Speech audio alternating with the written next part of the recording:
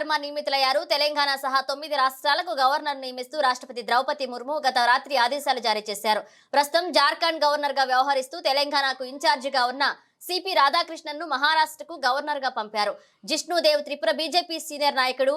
2018 ఎన్నికల్లో చారీలాం నియోజకవర్గం నుంచి విజయం సాధించిన ఆయన బిప్లబ్ కుమార్ దేవ్ మాణిక్ సహా ప్రభుత్వాల్లో మంత్రిగాను పనిచేశారు. 2023 ఎన్నికల్లో అదే నియోజకవర్గం నుంచి పోటీ చేసి ఓటమి పాలయ్యారు. అధిష్టానానికి వీర విధేయుడైన జిష్ణుదేవ్ ను ఇప్పుడు తెలంగాణ గవర్నర్ గా నియమించారు.